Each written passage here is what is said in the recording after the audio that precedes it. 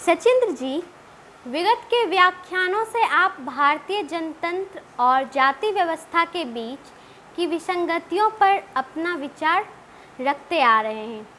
संविधान की धारा 5 को आप भारतीय जनतंत्र की मूलाधार मानते हैं और इसकी धारा 341 को जाति व्यवस्था मानते हैं।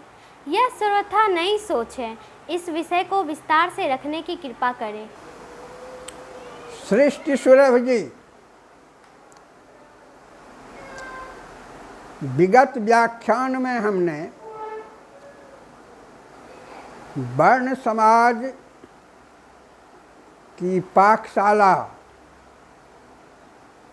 से अस्थायी वास की बात शुरू की थी और इसी पाकशाला से वर्ण समाज के सामाजिक श्रम का विकास होता दिख रहा है।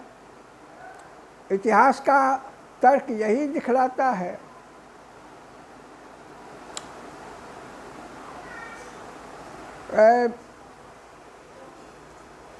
प्रकृति प्रत्येक व्यक्ति को एक रूपता में नहीं ढाली है। इक्वलिटी है लेकिन यूनिफॉर्मिटी नहीं है। ऐसी स्थिति में प्रत्येक व्यक्ति के गुण कर्म प्राकृतिक रूप से अलग अलग होते हैं। व्यक्ति की योग्यता, क्षमता और अभिरुचि अलग अलग हैं। इसलिए पाकशाला का जब निर्माण किया जाता है, क्योंकि उस ज़माने में तो सलाह नहीं थी कि कहीं पर जाकर के आग जला लो। आग को हमेशा प्रज्वलित रखना पड़ता था जिससे कि सामूहिक भोजन तैयार हो। बरसात, ठंडा, तूफान आदि के उपद्रव में भी पाकशाला में सूखी लकड़ियाँ झोंकी जाती थी। तो अब देखिए यहाँ से प्राकृतिक सामाजिक श्रम का विकास कैसे होता है। मान लीजिए कि उस पाकशाला के सामूहिक भोजन करने वाले 500 लोगों का जत्था हो। उसमें बूढ़े हैं, बच्चे हैं, अशक्य लोग हैं। तो यदि सक्षम श्रम करने वाले लोग निकलते हैं तो उनकी कुछ संख्या जंगल से अहिंसक पशु को बटोर करके लाते हैं पाकशाला में पका करके खाने के लिए। कुछ लोग जंगल से फल लाते हैं बटोर करके फूड सिक्योरिटी के लिए, और कुछ लोग लकड़ी, सूखी लकड़ी बटोर करके लाते हैं, और कुछ लोग उस पाकशाला पर मौजूद रह करके उसमें ईंधन डालते रहते हैं। अग्नि स्वाहा अग्नि स्वाहा। ये है प्रारंभिक श्रम विभाजन। योग्यता, क्षमता, अभिरुचि के अनुसार ये प्रारंभिक श्रम विभाजन है। अब जब सुजात चेतना बनती है, यत्रा नरे समास्ते सुजाता, पका हुआ भोजन करने के बाद और पाकशाला के पास अस्थायी बास बनाकर रहने के बाद तो सुजात होता है, सभ्य होता है। और जब सभ्यता की सीढ़ी पर वर्ण समाज चढ़ता है तो उसके चेतना में क्रियात्मक चेतना का उसमें विकास होता है। श्रम से अनुभव होता है और उस अनुभव के आधार पर वह जानता है कि ये आग, पानी, हवा, धरती, आकाश यही हमारे पूर्वज हैं, पुरखा हैं और इन्हीं से हम जन्म लेते हैं, यही हमारे पालन करता है। तब वह पाकशाला, यज्ञशाला का रूप धारण करता है। यज्ञ पाकशाला में पहले भोजन बनता था तो सब मिलकर के खाते थे। अब यज्ञशाला में जो भोजन तैयार हो रहा है तो पहले देवता को बुला करके खिलाया जाता है। अग्नि यहाँ गच्छ यह तिष्ठत, वायु यहाँ गच्छ यह तिष्ठत।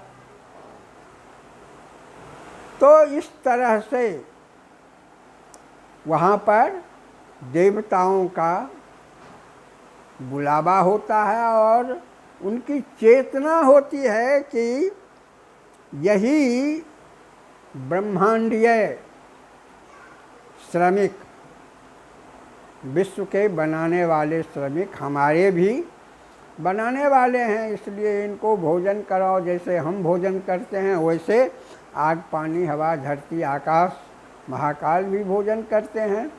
तो पहले वो यज्ञशाला में देवताओं का आह्वान करते हैं।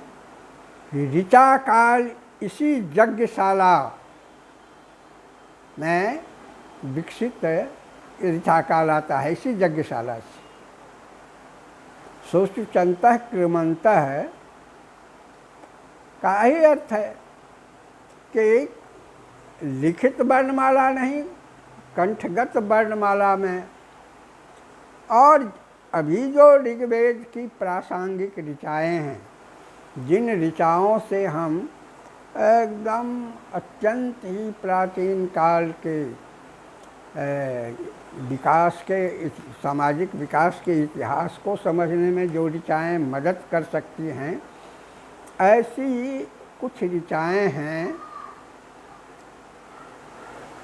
जो आज ऋग्वेद माने संहिता है। ऋग्वेद तो संहिता है, संग्रह किया हुआ है। तो उसमें ऐसी परिष्कृत भाषा भी नहीं होगी। निघंटु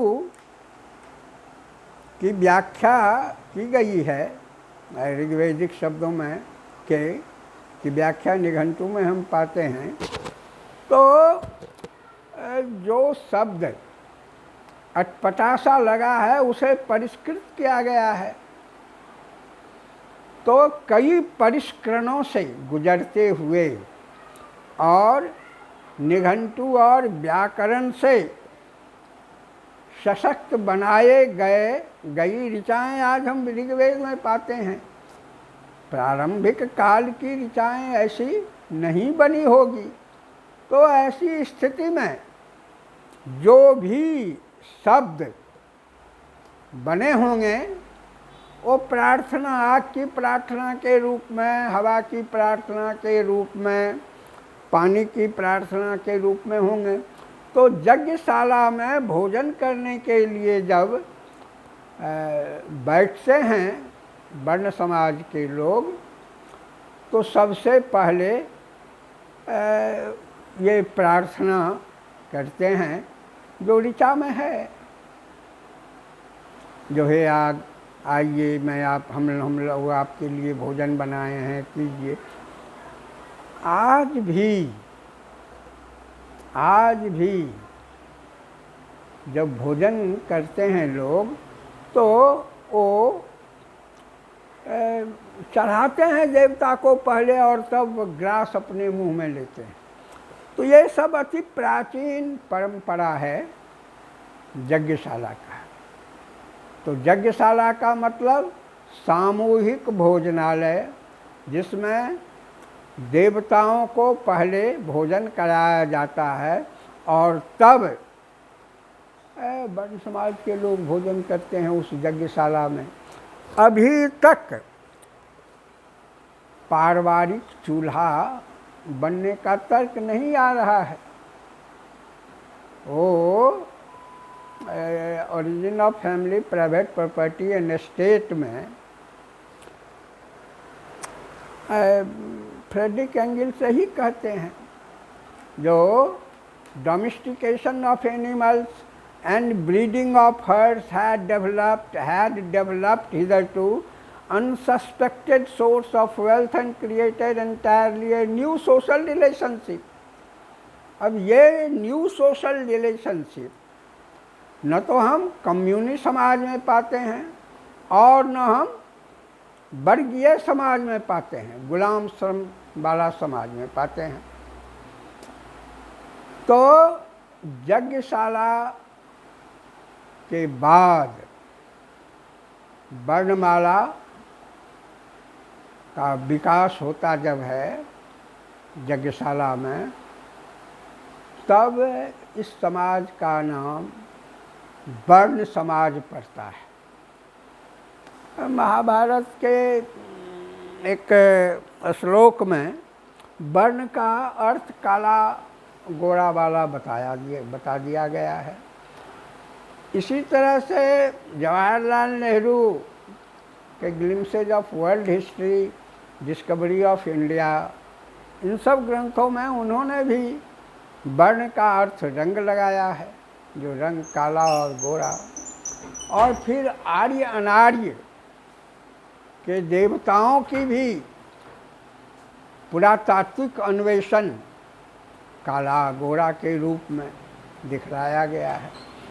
लेकिन ये रंग के आधार पर आर्य अनार्य के रूप में दिखलाना, काला गोरा के रूप में दिखलाना, मेरी समझ से वर्ण समाज के विकास का इतिहास ऐसा नहीं कहता है। यह तर्क इतिहास के विकास का नहीं है। पाकशाला है, पाकशाला से यज्ञशाला है, यज्ञशाला से यज्ञशाला प्रार्थना सभा में बदलती है। तो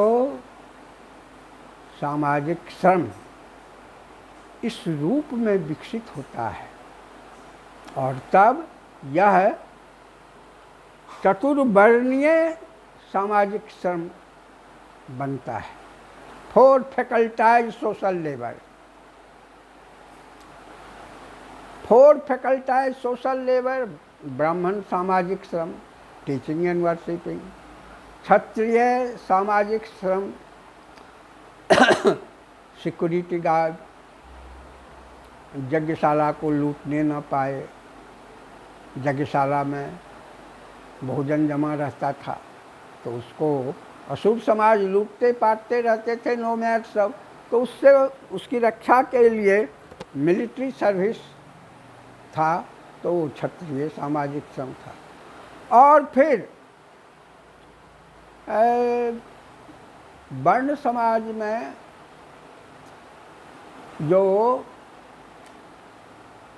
पशु संग्रही, पाकशाला के काल में जो पशु संग्रही रहे वो पशुपालक बन गए,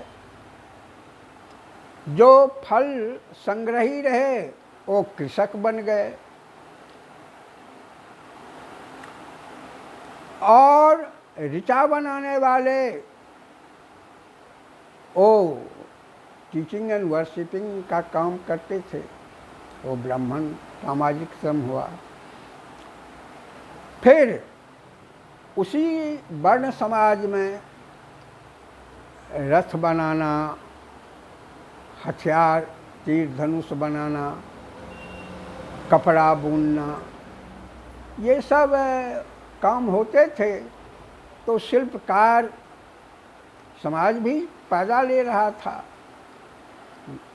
जिसको हम विश्वकर्मा या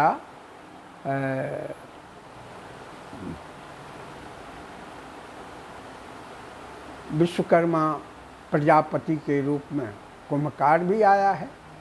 तो प्रजापति और विश्वकर्मा शब्द ऋग्वेद में है शिल्पकार के लिए।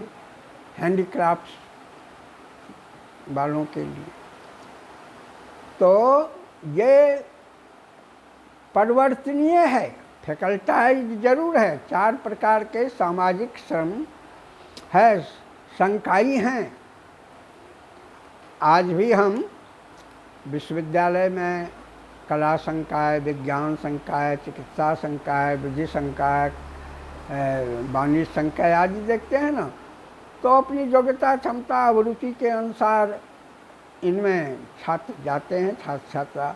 तो उसी तरह से परिवर्तनीय था ब्राह्मण सामाजिक श्रम, क्षत्रिय सामाजिक श्रम, वैश्य सामाजिक श्रम, प्रजापति विश्वकर्मा सामाजिक श्रम।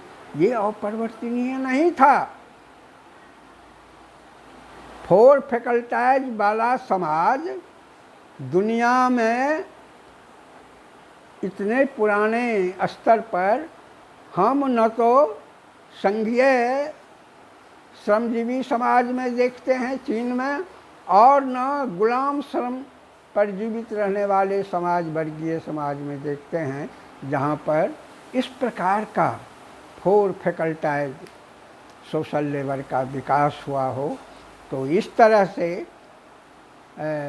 संगच्छध्वम संवदध्वम संगो मनांसी जानताम वाला जो वर्ण समाज का संविधान कहता है, वह एक ही गोत्र परिवार में ये चारों प्रकार के श्रमिक रहते थे, और तब वर्ण समाज की उत्पादक शक्ति, सामाजिक उत्पादक शक्ति, प्राकृतिक उत्पादक शक्ति के साथ मिलकर के बहुत ज़्यादा विकास हुआ है।